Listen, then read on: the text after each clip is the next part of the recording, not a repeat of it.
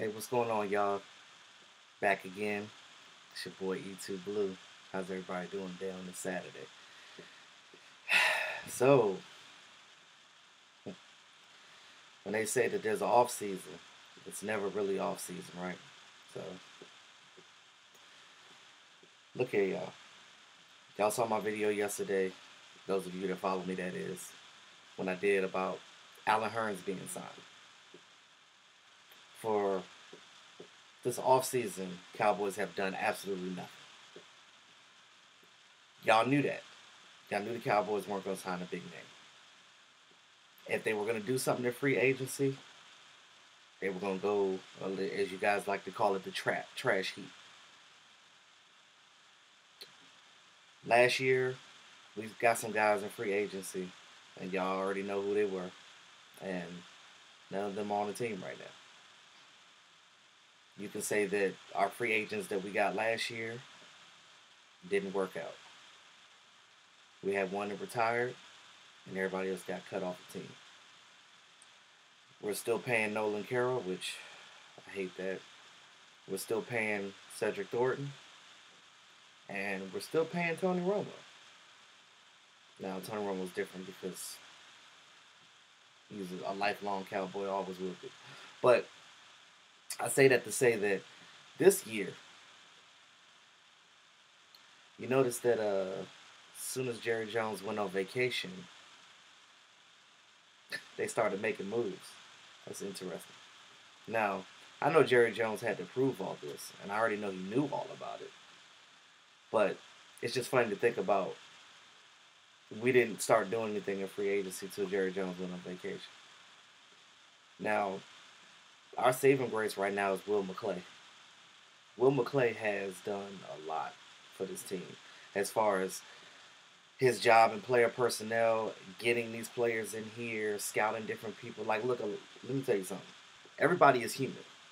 We all make mistakes. No matter how much of a draft guru you are, no matter how much of a player personnel great that you are, you're going to make mistakes. Because, again, drafting players, getting players on your team in free agency, it's always going to be 50-50. Now, those of you that have been subscribing to me from the beginning, which I've only had this channel for about a month and a half, and I appreciate all my subscribers, I really do, and all your positivity, I really do. You guys help me out, I appreciate it. But what I'm saying is, y'all know I keep it real, and when I do these videos, I'm giving you guys from my perspective. I'm giving you guys a realistic perspective. I'm not giving you no BS. I'm all about the facts. I'm all about the facts. And that's just something about me. Like, I try to bring something to the table with you guys to open your eyes to something different. Again, everybody has their own opinion. This is what makes the world go round. Because if we were all the same, we'd be robots and we'd be boring.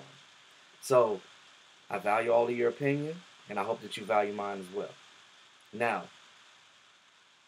when I state my opinion on things, it's not just my opinion. It's realistic standpoints on what I think that the Cowboys would do. And like I said, I do a lot of research, and I'm a Cowboy freak when it comes to, like, getting the team on, just watching what the team's doing on a daily basis, looking at things deeper than what they are on the surface, because there's always a deeper root of a story than the surface. That's common sense. Now, a lot of people, when they make these comments and what you call trolls online and stuff like that, when they make comments and they just say off the wall shit, it don't make sense. I try to ignore it because it's not positive. I'm all about positivity. I'm not with that negative stuff. So I appreciate all y'all that are positive and all of you guys that are actually smart and being realistic. And again, some of you guys don't know, and not all Cowboy fans are. There's different levels of fandom, and I value all of y'all. Like, I love Cowboys Nation to death. Like, we've always been a great fan base. But one thing that I'm gonna say, and I'm sorry for ranting, y'all. I'm gonna get into my topic, but I just felt like this was on my heart. I had to say this first. Um, I feel like some of us Cowboys, I don't know what it is this year, and I understand that everybody's frustrated with the Cowboys not winning, and then you have all the crap that happened last year with Zeke and the whole national anthem stuff, and it just feels like it's so much bias towards the Cowboys and nobody likes us and this and that. It's hard being a Cowboy fan. I know it is hard being a Cowboy fan. Now, if you're a Cowboy fan, you we know that you're not a bandwagoner because there's so much hate for the Cowboys out there. If you are a fan of the Cowboys, it's stressful. Nobody wants to be in a stressful situation. So if you are a Cowboys fan, that means that you are true. If you say that you're a Cowboy fan, you are true. Nobody's going to claim to be a Cowboy fan if they're not really a Cowboy fan because our organization is unique. I mean, look at what Jerry Jones said. Everybody criticized Jerry Jones, and I try to educate on everything. Jerry Jones is a businessman first. Um, you can say what you want about him. Yes, he has his ways, but people are people. Jerry Jones has always been about his people. You know, one minute he's criticized for keeping players too long. Then he's criticizing for cutting players too fast. Then he's criticizing for keeping his staff on too long. Then he was criticized for cutting a coach that won 2 Super Bowls for him at the time. Now, yes, he made mistakes. I make mistakes. You guys make mistakes. That's a part of life. We all make mistakes. Ain't nobody perfect around here. And I'm not trying to preach to y'all. I'm just trying to broaden your perspective to thinking outside of the box, if you know what I'm saying. Um, Again, being a Cowboy fan is not easy. And I know that it's frustrating that we haven't gotten to the Super Bowl since the 90s.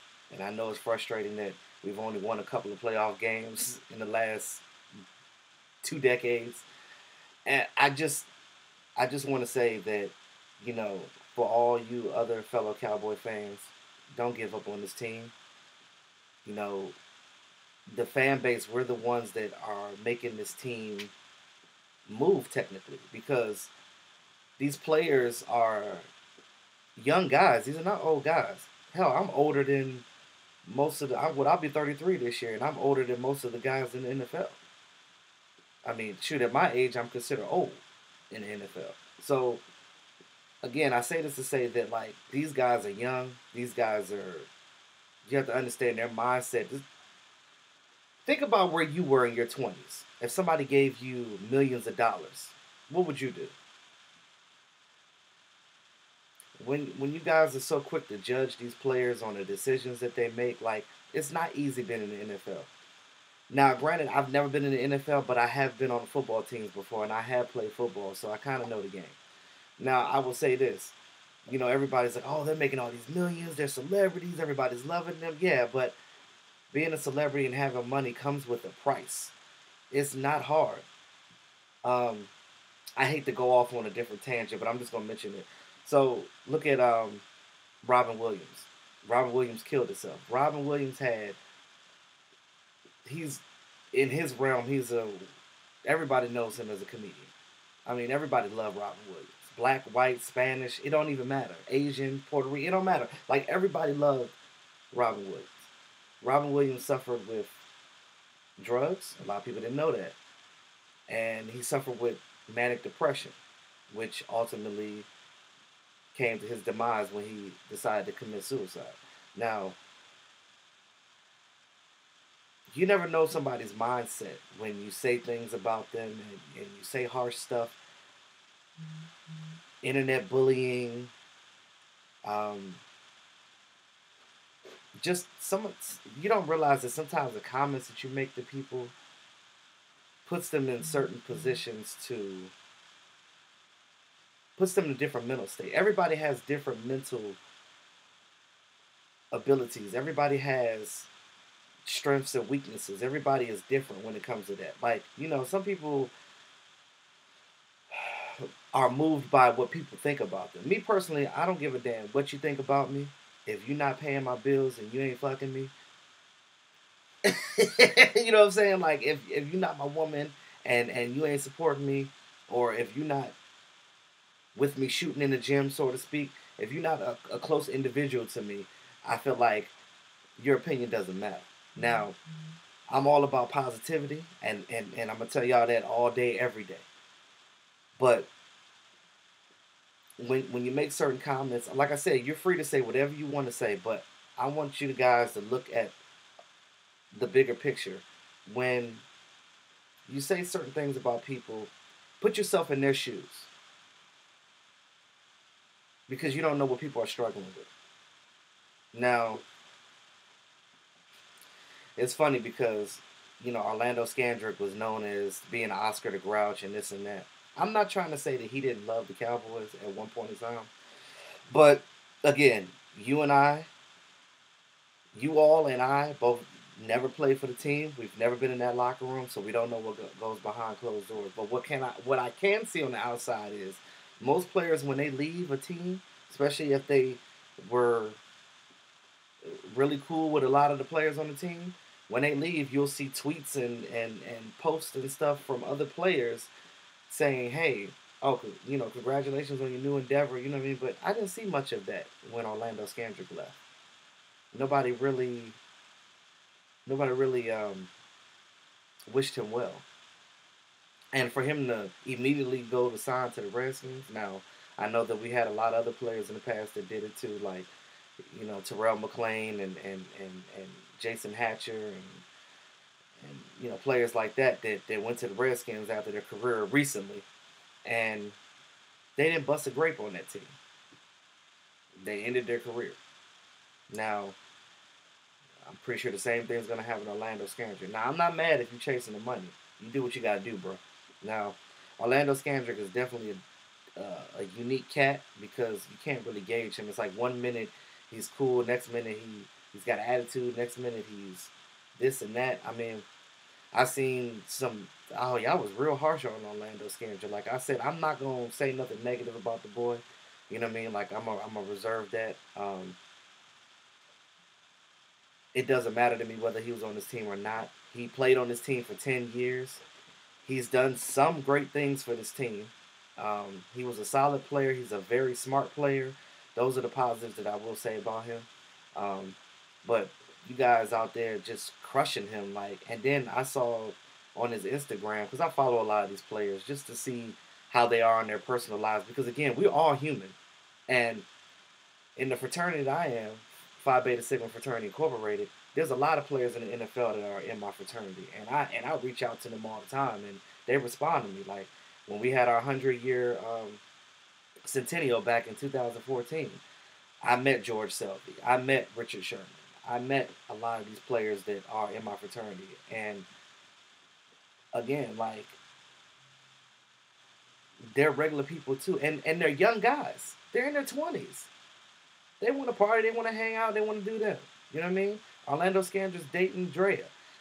Y'all feel how y'all want to about her. I mean, I saw a picture, it was a picture of them together kissing, and people were saying all types of mean things, calling her a hoe and all types of stuff. I was like, y'all don't, this TV persona stuff that you see of people is not necessarily how they are in real life. And I'm just going to say that, like, if they love each other, and I think that they're getting married soon, by all means, like, you know what I mean, that's their business. I'm not gonna sit here and trash that. But y'all was mean online. And I'm like, wow. I see in these comments and I'm like, these are not my Dallas Cowboy fans. This ain't Cowboys Nation. We don't do stuff like that. What is the one mantra that we always had on t-shirts as Cowboy fans? Win, lose, or tie. Cowboys fan till I die. I feel like some of our fans are becoming Eagle fans. Y'all know Eagle fans are the worst. And we're not even going to talk about what they did after the Super Bowl, peeing in the streets and eating horse shit and whatever the crazy stuff they was doing, vandalizing their city. We're not doing that as Cowboy fans. We're more sophisticated than that. And And I'm going to say this last thing, and I'm going to get to the meat. I know y'all probably like, why are you talking about this? This ain't got nothing to do with your video. Like I said, I felt this was on my heart. I just had to begin my video with this. Last thing. I just don't want to see our fans end up being something that we're not. Now, granted, I know everybody is different. You can't control other people, but what you can control is yourself. And Cowboy fans, we are always, we are on the higher creed than that. We're better than that. And I just don't want to see us end up acting like the Eagle fans and being that type. Let's not do that, y'all. And any of y'all that are my subscribers, know that I'm gonna tell it like it is. I'm gonna keep it real, whether you like it or not. And if you feel it or not, that's up to you. But I'm just saying, that's just what I have to say. Like I love Cowboys Nation. I love all the fellow fans. I love interacting with y'all. You guys are for the most part awesome. But this is like a family, and like I feel like even though a lot of us don't know each other personally, when we link up, when we go to tailgates and we see another Cowboy fans, we party, we have fun in a positive way.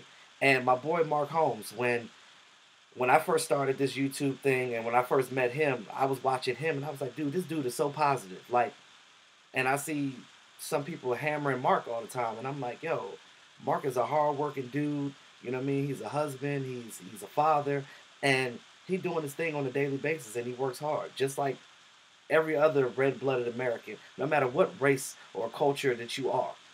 You know what I'm saying? And I'm not gonna sit here and talk about nobody like that, especially if I don't know you personally. You see what I'm saying? So let's be better than that, Cowboys Nation. So I'm done with that for now.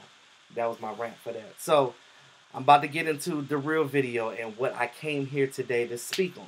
All right. So you guys that see my video yesterday, you guys that see me on Mark Holmes' show last night, this whole wide receiver all of a sudden debacle that we have going on right now is interesting because now we have 7 receivers on this team. Now, again, it's still the off season. We haven't even got to OTAs yet. We haven't even gotten to the draft yet. There was a lot of you guys that was jumping on the table for us getting Calvin Ridley in the draft. Now, don't get me wrong. I want him to.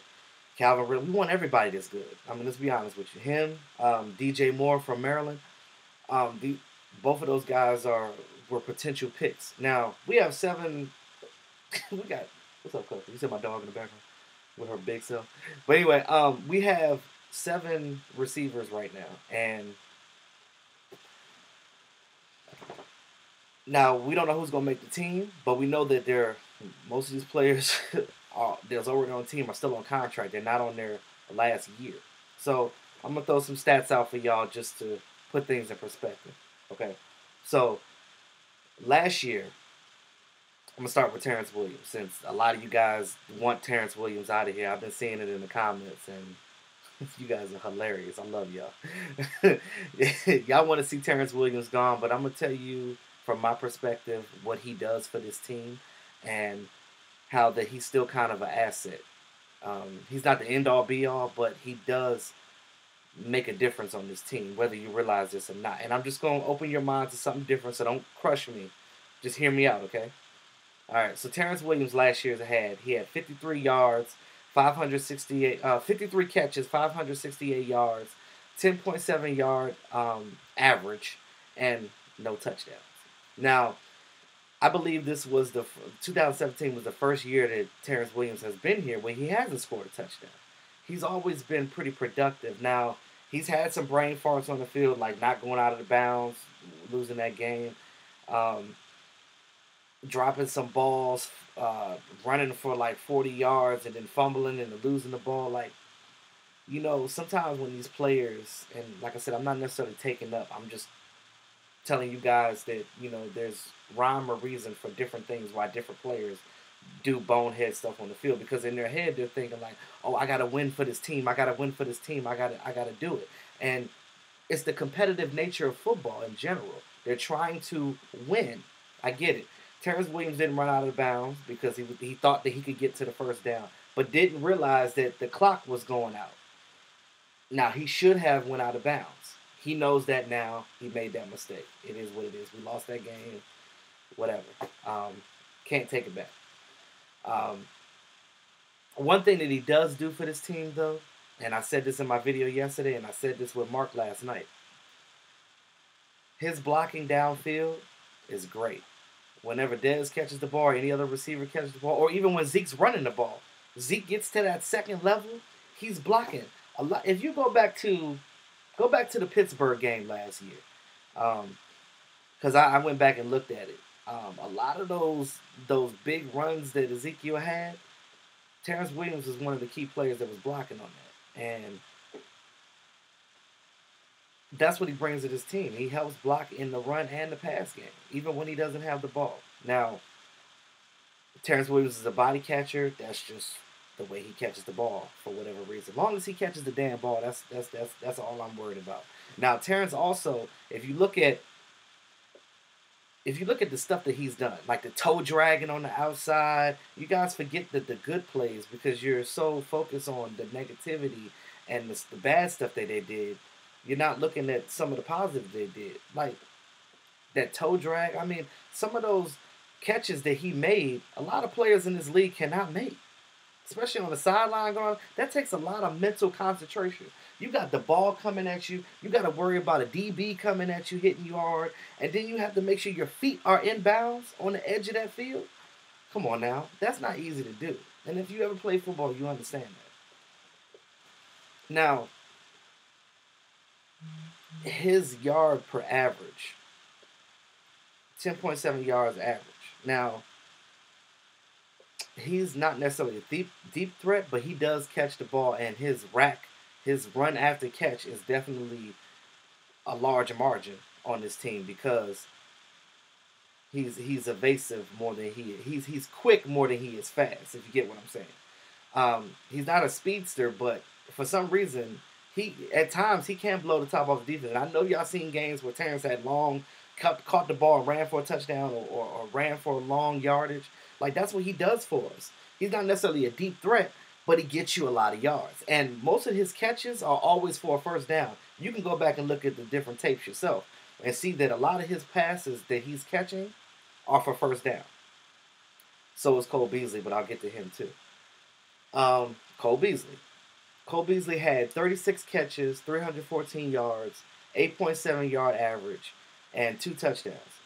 Now, it seems like Cole Beasley is he's like a Packers killer. Like, if you notice, every time we play the Packers, he scores at least 1 touchdown, sometimes 2.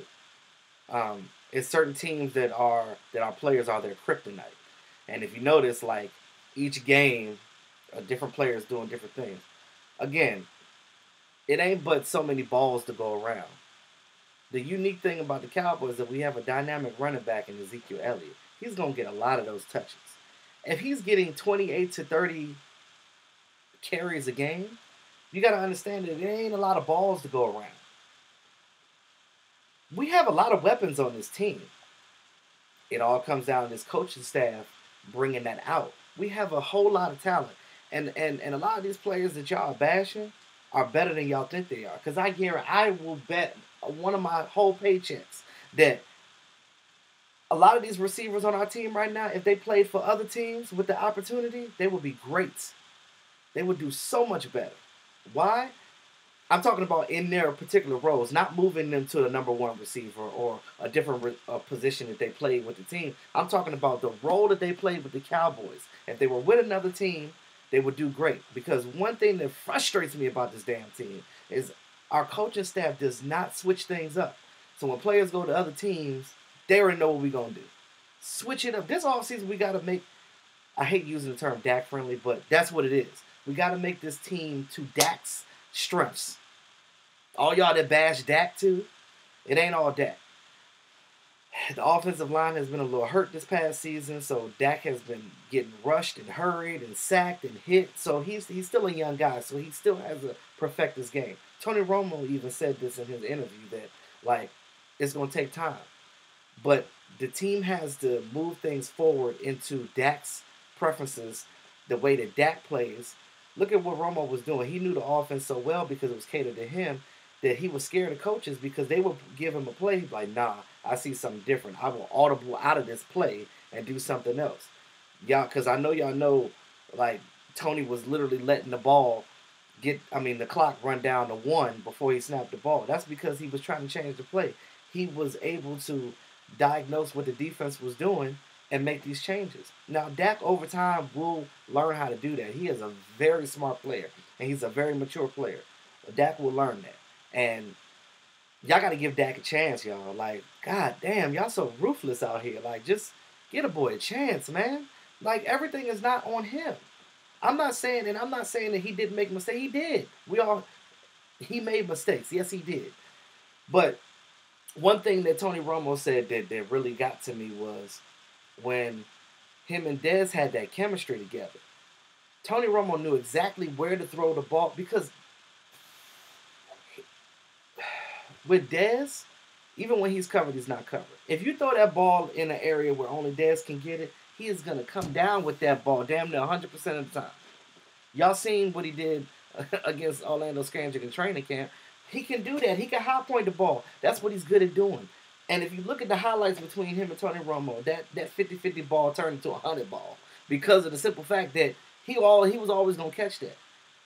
Dak hasn't put the ball in the place where Dez normally likes to get it and normally can get it. You have to play to your player's strengths. And this is why it's imperative that both him and Dak this offseason, they should have been doing this, but this offseason, get that cohesiveness with each other and literally learn each other and throw these deep balls to him and they need to be doing that in training camp too and OTAs. Get out there, throw the ball to him, put it in that area, that window for him to catch this ball so we can get these first downs. And if they do that, I guarantee you the Cowboys will win at least 10 games. Hell, we won 9 games this past season with Zeke being on a 6-game damn suspension. It's not like this team is not good. We're good. Did you see how we crushed the Kansas City Chiefs? We thought we were going to lose that game going into it with all the firepower that they had, and we won that game. So again, we have talent on this team. We have to use what we have. We have to be creative. We have to make these plays that are the strengths to our players. That's period. That's why it's called scheme fits. Because a certain scheme for a certain team and whatever that you're doing fits that player, fits that scheme, fits that team. That's why different players go to different teams that don't do so well, or they don't do so well on this team, and they go to this team and they do great. That's the reason why. Because the job as a coach and the job as a position coach, your job is to make sure that your players that you are accountable for are playing at their highest level, and you are supposed to know what they are good at, and you are supposed to manipulate that and make them better. That is your job. And yes, they're supposed to go out and execute. And if you're doing your job and they go out there and they don't execute, then they don't need to be on the team. But then and only then can you make that decision. All right? Next person, Ryan Switzer. Now, Ryan was a rookie. We know that he didn't play that much. Now, I feel like with him and Cole Beasley, they could have used him more on this field. They could have been creative with that. You've seen what Switzer did with North Carolina. He was a good wide receiver for them, and he was a good punting and special teams returner. He did all that. He was very accomplished in college. Now, to transition to the NFL level, it takes time. And I say this over and over again. Wide receiver is hard to transition. It's going to take you a couple of years to get to your craft. But again, Cowboys got to do a better job of putting him in the game and figuring things out. I know that there's not that many balls to go around in the game, but you can be creative. Teams are watching film on you every week. Every week. You got to switch it up. You got to do some stuff they've never seen before. And with the players, the type of players that we have on this team, it's a pick your poison offense. There's no reason why our offense should not be dominant every goddamn week. We have an all-star, all-pro, Pro Bowl offensive line, period. 3 of them have gone every year. So, as I say, there's no reason why we shouldn't be dominant every game. I don't care who we play, the Patriots to the Browns. I don't care. We should not be getting our butt whooped in any game with the talent that we have on this team. And I'm here to say that. Ryan Switzer had 6 catches, 41 yards, 6.8 yard average. He didn't have any touchdowns, but he did have a special teams return for a touchdown.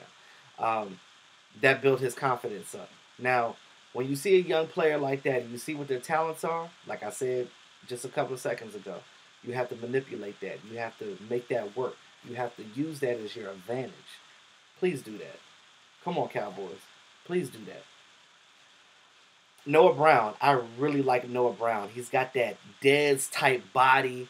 And like, I thought that when I seen him catch the ball in certain games, I had to look at his number. I was like, oh, that's 85. That's not 88. It was weird because I thought that was Dez catching the ball sometimes. Now, that boy is talented too. You got to use him more. He only had 4 catches, 33 yards, 8.3 yard average, no touchdown. He didn't have that. You all right? I just fed you. You should be okay. Anyway, it's my dog making a debut. Hey, Coco. Say hey to everybody. Hey, Coco. Yeah, so, yeah. I would like to see Noah Brown be more of a pivotal part of this offense next season. My next person, I'm going to talk about the 2 new guys that we have. Deonte Thompson. He played for both Buffalo and the Bears, so we got stats for both teams. And they're about similar because I feel like he's not a number 1 receiver. He's more like a 3rd or 4th option, depending on what team he's playing on. On this team, he's probably going to be our third receiver behind Terrence Williams. He's a speedster, and he can also play special teams, so we can do some things with Thompson. He has a very affordable contract. If he does well, they can re-sign him later. But it's not hurting the Cowboys right now, money-wise, having him on this team. So that's a good thing. So if he does anything positive for this team, which I hope he does, and I hope that's the whole reason why they signed him, then that's great. We're good. For Buffalo last year, he had 27 catches, 433 yards. He had a 15.9 yard average, 1 touchdown. Now, what stands out to me on that is that 15.9 yard average. Now, most players average between 8 and 10. But 15, that means that boy is a deep threat. Now that we've seen that, and I know y'all have seen some of his tape with Buffalo, we have to use that and use him as a deep threat like how we should have used Bryce Butler. But I think that Thompson is a little better than Bryce. They could be on the same level, whatever. But in my opinion, I think Thompson's a little better. And like I said, him and Bryce are both fast. But again, you have to use them according to their speed. Let's get him deep down the field. Now, Dak has options now with these receivers. So if we keep 6 of these 7 guys that we have right now, Dak gonna do good this season because, like I said, he's got players. And Alan Hurns, I was actually shocked that we signed him. I thought that he was gonna go to the Jets because the Jets got buku cap space right now. They can make him their number 1 receiver because I think they have what's that dude's name? Not Eamon, because Eamon was here for a visit. I can't pronounce the dude's last name, but they got that receiver. Then they got Robbie Anderson up there with the Jets. Like, you know, they don't have an all-star receiver corps. So they wanted Alan Hurns. If it wasn't for this northeaster storm that we had, New York, up in New York, we would have probably never seen Alan Hurns because he would have damn sure signed with the Jets because they got the money to pay him. And they would have made him their number 1 receiver. Now, for that offense, I don't know whether that would have been a good thing or a bad thing, but it is what it is. But here with the Cowboys, he probably was looking, and he said himself that for him it wasn't about the money. It was about his role in the team and about being a part of a winning franchise. And, like, Cowboys have a better chance of winning right now than the Jets do. And I guess he looked at that, and he probably went out to dinner with our people and was like, oh, my God, this play. I mean, first of all, if I was a player and I was coming to the Cowboys and I was just viewing or just seeing the facility, I'd be like, where the damn papers? Let me sign this shit right now. Let me sign. How much you gonna pay me? Oh, but they were gonna pay me like $3 million more than that. But this facility that you got here is wonderful. Y'all got this Cowboy Fit thing, and y'all got these tanks and hyperbaric chambers and shit. Y'all got all this stuff that I can use as a player to better myself. And he was probably looking like, oh, they got Dez. I could be behind Dez. I could take some of that. And that's another thing, too. I like the Allen Hurns signing because if they use him correctly as a number 2 receiver, he could take a lot of this heat off of Dez. They won't be able to double team Dez no more because now you have the threat of Allen, Thompson, and Williams. So, bruh, I'm excited about that if y'all not. Allen Hurns for Jacksonville last year, he had 39 catches, 484 yards, 12.4 yard average, and he had 2 touchdowns.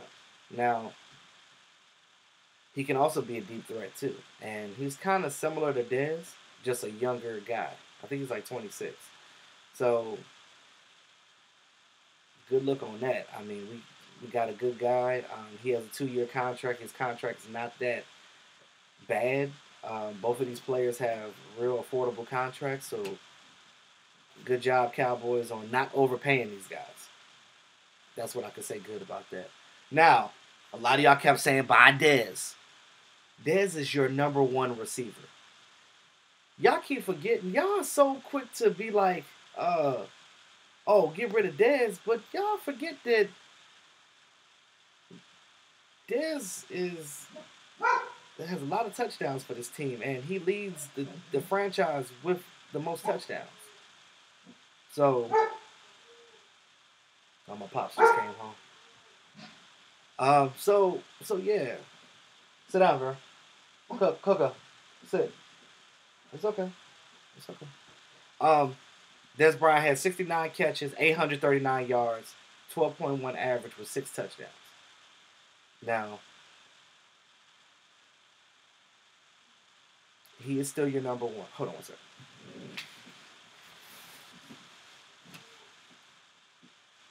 You coming in? Come in.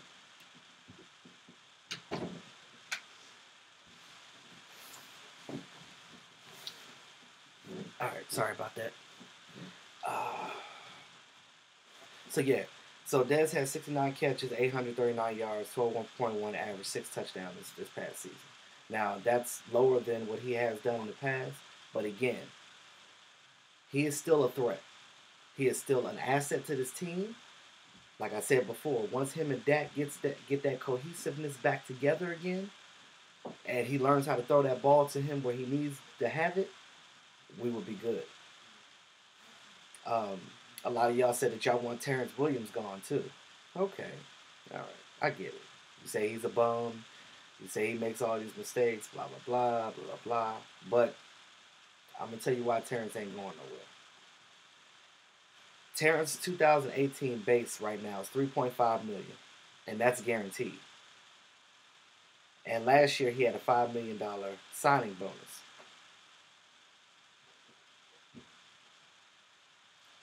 If you cut him, we would be $7.25 million in dead money. We're trying to make space right now. We're not trying to lose space. So you can't get rid of Terrence right now because that'll be a $7.5 million cap hit. Now, Cole Beasley, I know a lot of you guys said that, we can trade him. Now, if we could trade him, don't get me wrong, I love Cole. I love him on this team. He's a great guy. But if we could trade him and get Earl Thomas, I'm all for that. If we trade him and a 5th round pick or him and a 6th round pick, if Seattle's okay with that, then by all means, you can have Cole, and Cole can flourish in that offense because he has a great quarterback over there too, and he'll be able to do what he needs to do to continue his career, that is.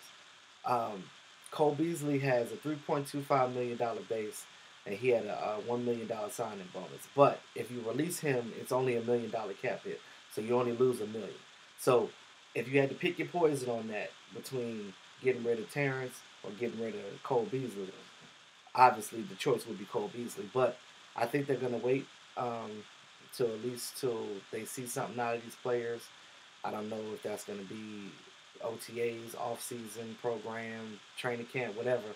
We'll see what happens. I'm pretty sure they're going to let them battle it out. The draft coming up, 5 weeks.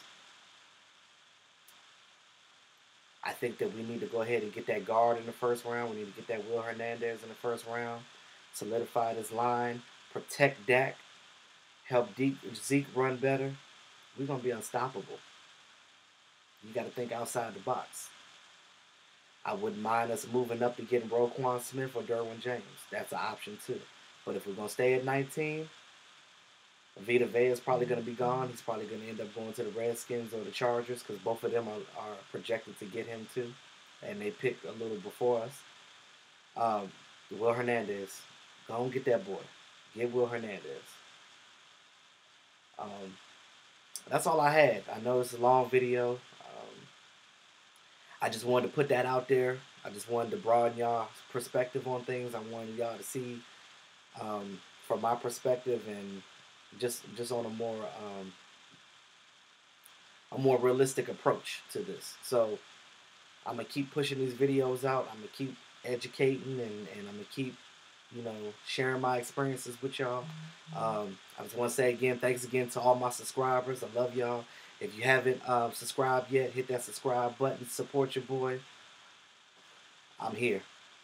So, until next time, y'all enjoy y'all weekend. I'll see y'all in my next video. Y'all have a great weekend.